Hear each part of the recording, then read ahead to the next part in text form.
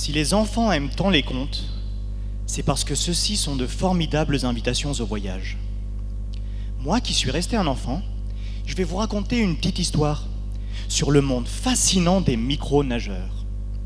C'est l'histoire de mes aventures doctorales, dont l'héroïne n'est autre que Micro-Hélios, une minuscule bille de carbone, 10 000 fois plus petite que les objets de notre quotidien. Un beau jour, mon ami Micro-Hélios me fit une confidence. « S'il vous plaît, dessine-moi une planche de surf. Je serais si heureuse de glisser à la surface des eaux avec légèreté. » Quelle ne fut pas ma surprise! Ce tout petit être voulait goûter aux plaisirs infinis de la vague. N'ayant pas la moindre expérience dans la fabrication de planches de surf, je lui proposai une solution alternative, qu'elle accepta aussitôt.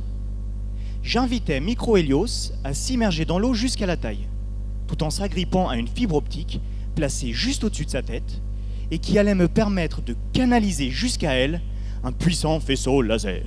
Sacré coup de soleil, me direz-vous.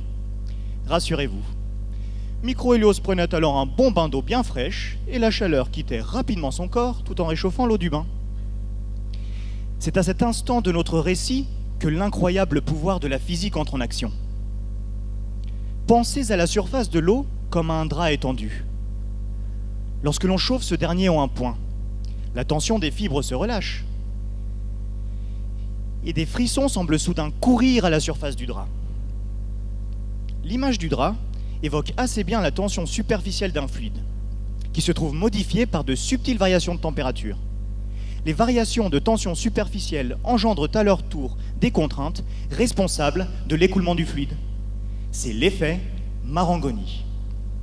Voilà donc Micro-Hélios, entraînée par une sorte de tapis roulant qu'elle a elle-même activé. Les vagues de chaleur émanant de son corps transforment sans cesse la structure de l'écoulement, lequel infléchit en retour la trajectoire de notre particule. Mon projet consiste à percer les mystères de cette interaction à l'origine de l'autopropulsion de Micro-Hélios.